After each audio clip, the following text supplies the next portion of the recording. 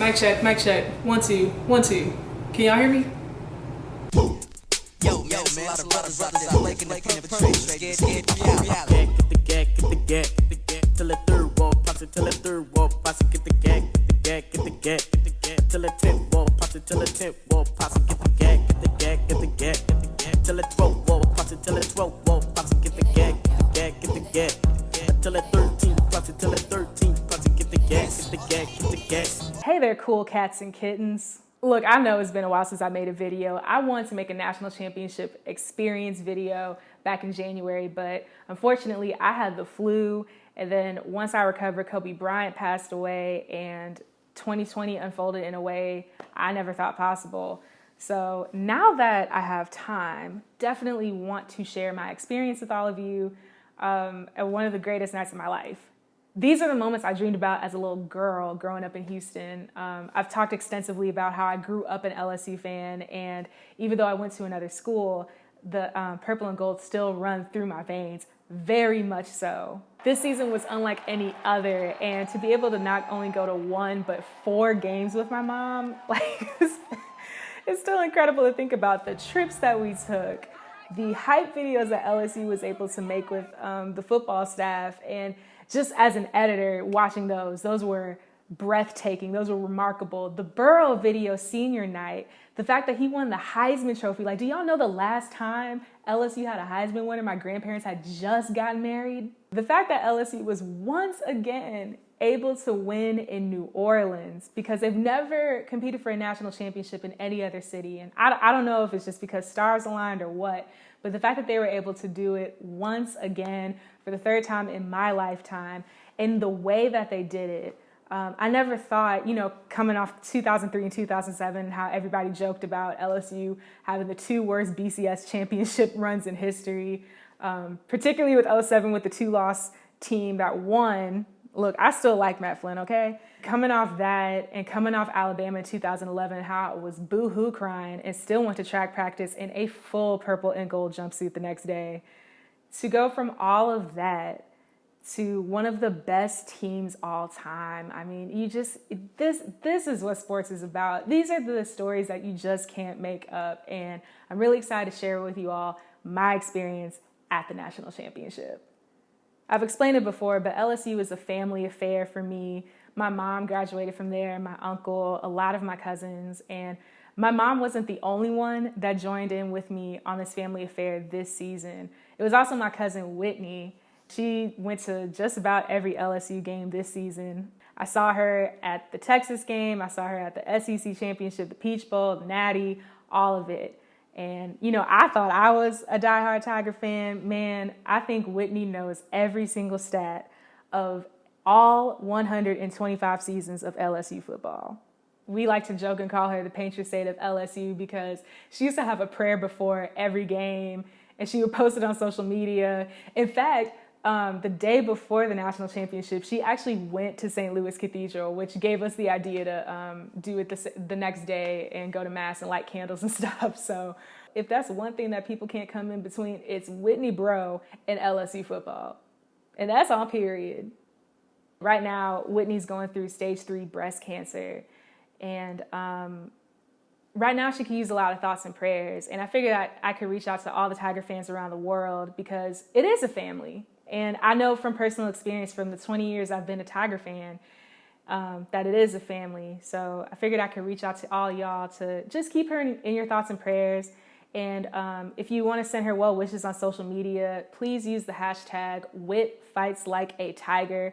It's the full body tiger emoji. I think that would really make her week, just knowing that there are people out there thinking about her at this time. Whitney, just want to let you know that I love you and that I'm in your corner along with a bunch of other people, and we're all thinking of you at this time, and you got this. Go ahead and kick cancer's butt for us all. I think the stars just aligned for LSU this football season.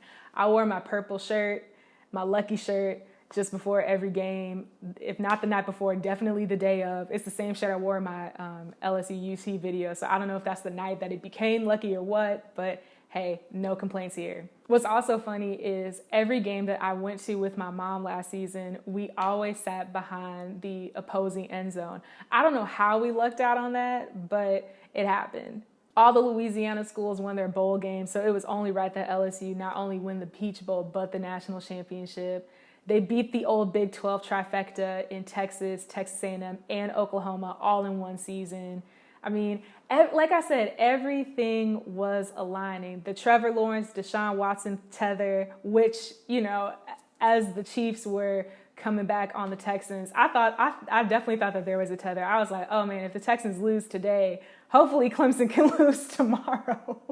Two biggest stars that aligned were LSU beating Alabama, which is so funny because Whitney and I were supposed to tailgate in Tuscaloosa, but she ended up not going, so I ended up not going because I don't know people in Alabama like that. And I didn't want to be in a hostile environment and look like Boo Boo the Fool if they lost. And then Joe Burrow winning the Heisman Trophy. I've never known my college teams to have a Heisman winner in my lifetime. Miami has 2 Heisman winners, and now LSU has 2. But LSU hadn't had a Heisman winner in 60 years. And what's even more ironic is the day Billy Cannon died, y'all, Joe Burrow signed his transfer papers to come to LSU. So again, I don't know what it is. I don't know, you know, something out there in the universe or just the fact that all these stars aligned. But this was a dream season for LSU. And it's amazing that, you know, they get to go down in history as one of the best teams in history on the 150th season of college football. So for me, I wanted LSU to play Clemson in the national championship. I know my prediction from earlier this season. I'm glad that didn't come true at all. And I thought for a while LSU would play Ohio State, and that'd be a cool story about Joe Burrow starting off as a third string over there and then coming to LSU and potentially beating them to win the national championship. And what's crazy is each of the other teams in the top 4, LSU had played and beaten in the national championship before. Clemson in 58, Oklahoma in 03, Ohio State in 07. I wanted LSU to play Clemson because I felt like Clemson had a big chip on their shoulder, and I figured that chip would motivate them to win their semifinal game and go to the national championship. I didn't want LSU playing them that early because Clemson was already hot about nearly losing to UNC. And even though it was a Mac Brown UNC, it was his first season there. And the ACC is not that good this year. They were number 5 for a while. They got in at 3. And I was like, man, I don't want LSU to be number 2. And then when they said it was Ohio State, I was like, whoo. Because I knew that was going to be a hell of a matchup. And I wanted to save the best for last. Also, because I'm petty, I wanted LSU to beat Clemson in the national championship because that would be a good backdrop for the 2025-2026 home and home that LSU and Clemson have. Well, who's the real Death Valley? LSU beat Clemson twice with 2 Heisman winners in the national championship. Now, Billy Cannon won the Heisman after beating Clemson for the title, but minor details. So to go through all that, and to go to New Orleans. Had they lost in New Orleans again, y'all, oh my God. And the fact that we would have to see that traffic cone orange up and down Bourbon Street, oh, I would have been sick. Oh my God, I would have been sick. Ooh, my God, just the thought of Clemson winning in New Orleans. I couldn't do it. I was already mad at the going to the ship Nike gear that they had. I couldn't do it. It's not for me. So my aunt actually surprised me with the tickets to the national championship. So of course I cried. Okay. Of course I cried when I got those tickets. And then I also cried the morning of the game in New Orleans. For me, I was just so emotional that day. I couldn't even hold food down. Like, I only ate beignets and popcorn that day. Because again, I just kept thinking back to all those moments as a little girl asking for tickets and watching the games on Saturday nights and, you know, listening to my mom talk to my grandpa over the phone and over a cup of coffee the next morning about, you know, the play of the game and all that sort of stuff. You know, trying to get over the Alabama hump in the Nick Saban era, the Kentucky game back in the day. I mean, all of that was coming up that morning. And for me, it was a very emotional experience. And just to be in New Orleans, just to be blessed and fortunate enough to have the day off, okay?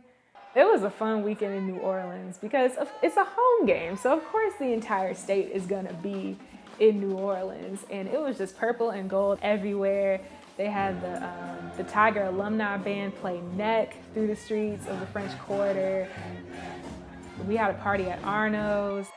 It was awesome. We went to the concerts, weren't far from where we were staying.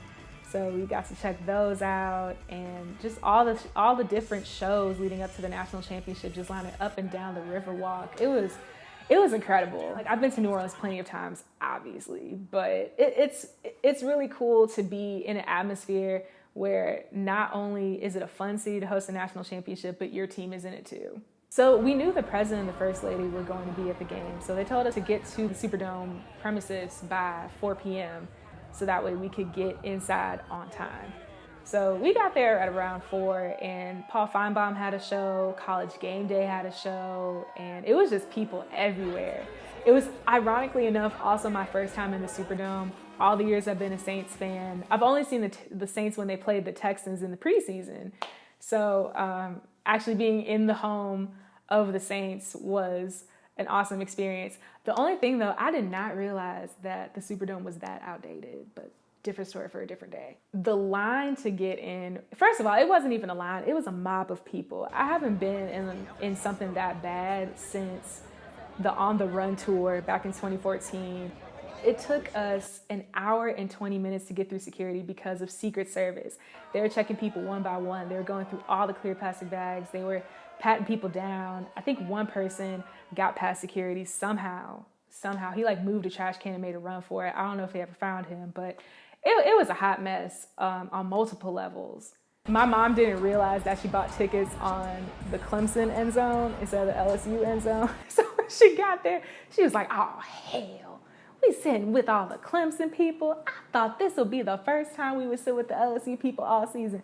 And in my head, I said, well, you know what? That's good. Because like I said, the stars are aligning.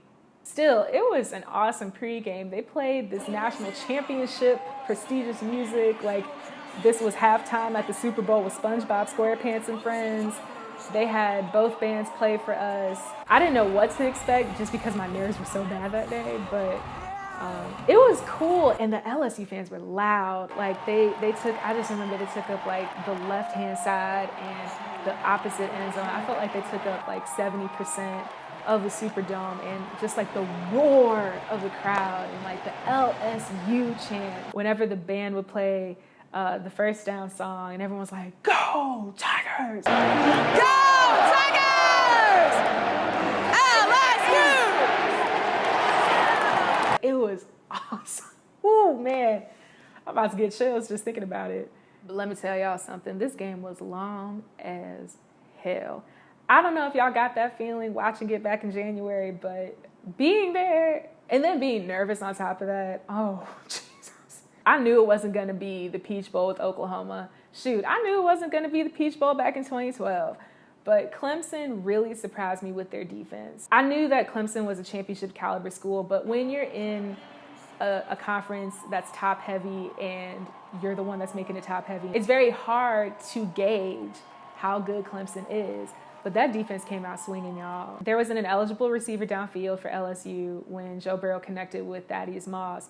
So they called the play back, and for the next 10 minutes of the quarter, LSU could not find the end zone, and a girl was quite upset about that. Because remember, in 2011, LSU could not find the 50-yard line to save their lives. It was easier to find Waldo in 2011 than for LSU to find the 50-yard line. I remember Boohoo crying. I remember hating Alabama even more after that. And that's the reason why I was so sick. Plus, Clemson went up and they kept saying Travis Etienne, knowing good and doggone well that man is from Jennings. It is pronounced Etienne, like etouffee. Either way, I was really upset. There were 2 LSU fans to my left. Now, remember, we're sitting in Clemson's end zone, so you got traffic cones everywhere and then like a little bit of purple and gold hidden, you know, like Easter eggs. So there's a couple next to us, and my mom went to get water, and the girl's boyfriend went to the bathroom. So it was just the 2 of us. She was like, do you want to pray with me? Y'all, we said a prayer. We held hands. And then we went back to cussing out the team. It was hilarious, but I mean, you know what they say about divine intervention. God heard something, and by the end of the quarter, LSU scored a touchdown. They finally got past the 50-yard line for the first time since 2008. I was feeling a little bit better. We weren't out the woods yet. We had 3 more quarters to go, but I was feeling a little bit better. And then T. Higgins scored a touchdown in the second quarter, y'all. How is this possible? I just don't understand. I'm unable to compute 404 not found. This does not make sense. I was getting stressed out. I was getting dehydrated. I needed some water. Joe Burrow wasn't throwing the ball fast enough. The receivers weren't catching it like they used to. I didn't know what was going on. And then, like I said, we're sitting in South Carolina. So it's not making it any better that everybody else gets to high five around you and you're just sitting there looking booty as hell. Then Joe Burrow showed us why he was this season's Heisman Trophy winner. He had a huge run on 3rd and 10 with about 20 seconds to go. And that set up a Thaddeus Moss touchdown, which reminded me of Jeremy Shockey against Florida State in 2001. And even though I wasn't watching Miami football in 2001, the last time they won a national championship, I remember before my freshman year at UM, I was studying up on all these videos from Cane Freak 2001, shout out. I remember that particular play where Jeremy Shockey was just wide open and he's just like, and it was kind of the same reaction from Thaddeus Moss. LSU has a tendency to play down to their opponents sometimes, and that forces them to be a fourth quarter team, especially during the Les Miles years with the Mad Hatter himself. And it's so refreshing to see an LSU team with killer instinct and a team that's unafraid of the challenge and unafraid of adversity and willing to put their offensive prowess to the test. Yeah, see this button right here? It means something, especially now. Ooh, but it was looking real bleak in the third quarter, y'all, because Clemson came back, they came out the gate, they scored a touchdown, and it was 25-28 LSU. It reminded me so much of the Fiesta Bowl when Clemson came back in the third quarter and put themselves in a position to win. And I didn't actually watch that game. I was stuck in Peach Bowl traffic, and I was driving Miss Daisy with my mom, with my cousins, and with my sister. Much like me with Miami, she grew up an LSU fan, but she attends OU on a track scholarship. Just like me in 2018 with Miami, she had to watch her school and future alma mater lose to LSU. Either way it goes, Clemson's third quarter comeback reminded me very much so of the Fiesta Bowl against Ohio State. And that really had me nervous because, you know, it's a one-possession game. And not just a one-possession game, it's a 3-point game. Trevor Lawrence, all he had to do was get his arm going and, you know, find T. Higgins wide open or something to give Clemson the lead again. When Joe Burrow got sacked for the 4th time in the game, that's when I was like, all right, I need to go get some more water because Mom brought water and LSU started scoring touchdowns. So if I once again hydrate myself and buy a bottle for Mom, maybe LSU will do the same thing again. We were sitting in the 600 level of the Superdome. They were out of water. And they're out of water for the entire 600 section. Finally got in line for some water, and that's when I saw the Stowski hit getting reviewed for targeting. For me, I thought it was because he led with his head. And you can't lead with your head in college football anymore. That's why they called targeting. And it was too close to the neck area for there not to be a call. And that's why he was ultimately ejected. And then a lot of people on Twitter were saying, oh, he shouldn't be ejected the second half. You know, that's not fair. It's a national championship. Y'all should have kept that same energy in 2018 when Devin White had that targeting call, okay? Because by his absence, that allowed Alabama to really get the gears going and defeat LSU for yet another time, okay? So it happens. Players get ejected. You still have to execute your game plan. It's the red card of American football, targeting. I will say, though, Stowski's ejection, in hindsight, did disrupt Clemson's defensive plans, and it allowed LSU to adjust a lot better and allow Joe Burrow to connect to a lot of his receivers like he had all season long. By the time I got back up to my seat, Thaddeus Moss had already celebrated his second touchdown, so I had missed the Tiger spell out and everything. I'm, carrying my little bottles of water. What was a bogus call, in my opinion, was the Christian Fulton interception rule to pass interference. Because first of all, the interception was gorgeous. gorgeous. He read it so well. Oh. And then they call it a PI. And listen, the broadcast, because I watched the broadcast the next day, it did not do the audience justice because the crowd noise, the boos that rained down in the Superdome after that, it was a sound to behold. I mean, it was something else. And what's even crazier is we booed for the next 4 plays, even after LSU got the first down, because we were so mad. But you could tell when LSU came back on the field that they were unfazed and they were just focused and locked in and ready to get that chip, ready to get those rings on their fingers. And Joe Burrow found Justin Jefferson wide open, you know, just plenty of space, plenty of room to move. And then, man, I really thought that Jamar Chase catch was going to be a touchdown. He had it. And that's what's so frustrating. It was going to be the Mario Ellie kiss of death. Those Clemson fans would have gone home so early. It would have been over with. What did worry me, though, was Cade York's missed field goal, because that was the second field goal that he had missed since the Peach Bowl. And any little mistake could give the other team momentum. And, you know, in the past, we've seen little mistakes with, you know, the best teams in insert sport here, and that gives the other team momentum and enough time to come back, because we still had a quarter to go. And it was only a 10-point game at that point. It's not like Clemson didn't have time. I just think it just came down to their being so mentally frustrated with their style of play and how LSU was just exposing the defense that ultimately led to their demise in the fourth. Watching the broadcast the next day at the start of the fourth quarter, had I been at a bar watching the national championship, not that I would want to be, because I love the game experience. Had I been at a bar during the national championship, I would have been a lot less nervous. I actually have a coworker that went to Florida State, and he went to the 2014 national championship to watch them beat Auburn, and he was saying that your nerves are just on 1,000. And he was right, because I mean, for me, I couldn't even think straight throughout the game. I couldn't think straight until like 3 minutes to go. At the start of the fourth quarter, they played Eye of the Tiger for Clemson fans, and then Calling Baton Rouge on the video board for LSU fans, and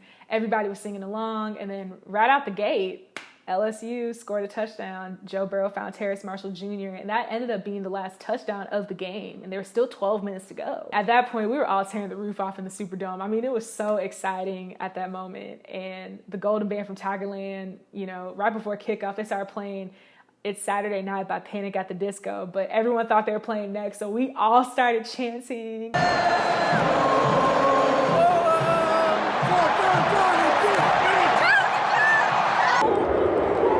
A lot of Clemson fans thought we were classless.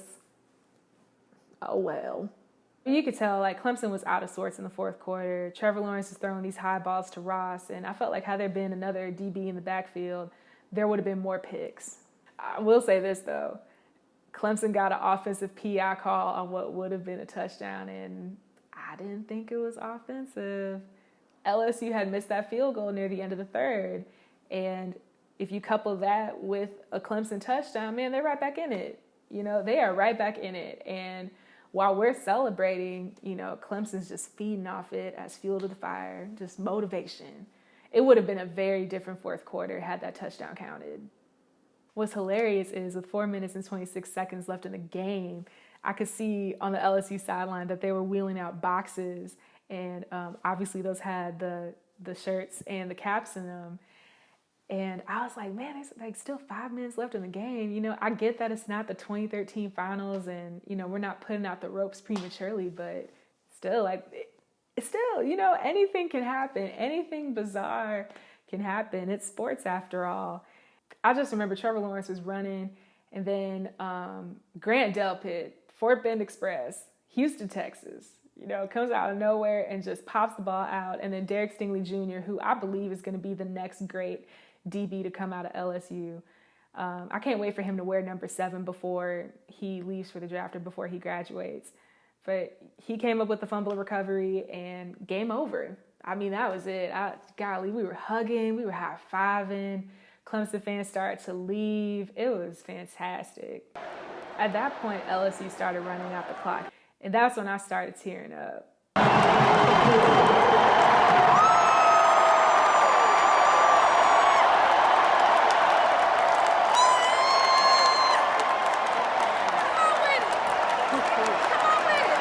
thought about my grandpa and how cool it would have been to call him the next day or even visit him. I know he was watching over us. I mean, he was probably a few feet above us. Shoot, we were sitting so high.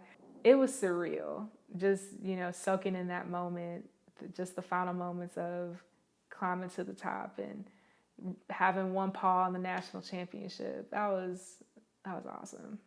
And then you had the moment.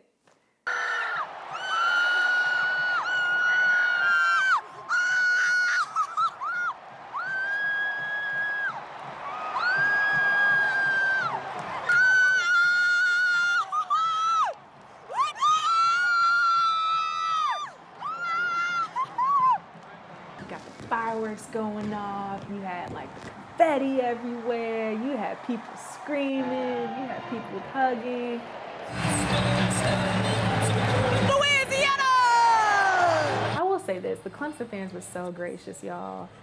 The most gracious fans I've ever met in any sport, because immediately after the clock struck 0, they were all shaking our hands with telling us congratulations, and they knew the feeling last year and that they hoped that we enjoy it, and they were just so nice about it. I've never met fans that gracious in groups. I mean, it wasn't just like a few people here and there. It was like practically everybody we were sitting around. Oh, but a girl was swinging her rag. A girl was getting down a chopper style. Oh, I was ready to go to Bourbon Street at that point, y'all. Like, it was awesome. And then we got to see Marcus Spears celebrating below. Odell was acting a hot mess. It was cool to see the 2011 team being able to revel in that moment because I wanted it so badly for them back then. And I was just really happy for Justin Jefferson because, oh my God, I couldn't stand his brother for years, y'all. The ironic thing about Joe Burrow is like he broke a family curse too. His brothers played against Miami in the 2002 Rose Bowl. And then for Ed Ogeron, y'all, like, I remember when he coached at Ole Miss. I remember when he didn't get the job at USC. But the thing I remember the most about Ed Ogeron is when LSU lost to Troy. It was homecoming night. It's bad enough losing to Alabama, but to lose to another Alabama school in Troy, come on now. I remember asking, what's the difference between Ed Ogeron and Les Miles? It's not like LSU was last in the SEC. It's like they were second fiddle to Alabama, which is annoying. And I get that, we haven't had the best record against Arkansas and a couple other SEC schools in the past 8 years. Les Miles delivered us a national championship, and Whitney didn't want to hear it. Whitney's friends didn't want to hear it. I get it now. Les Miles was good for what he brought to LSU, but it was time for a changing of the guard, and I was really happy to see Ed Ogeron finally at the pinnacle, finally in the winner's circle as a coach, not just as an assistant coach, because he did win at the U back in the 80s, but as a head coach, being able to finally lift that trophy over his head, and with the team that he and his staff built, that was a beautiful moment. This was the first perfect season for LSU since Billy Cannon in 1958. And not only that, LSU is the only team in the history of college football to beat the AP preseason top 4 in one season. You want to talk about strength of schedule. I've never seen anything like that ever, where you beat that many not just ranked teams, top 10 teams. That's the kind of caliber that you expect from a national champion. And I'm just glad that they were able to cap off a hell of a season at the start of this year. Yeah, that's my story. I hope you all stay safe, stay healthy. Thank y'all so much for watching this. And most importantly, y'all, go Tigers.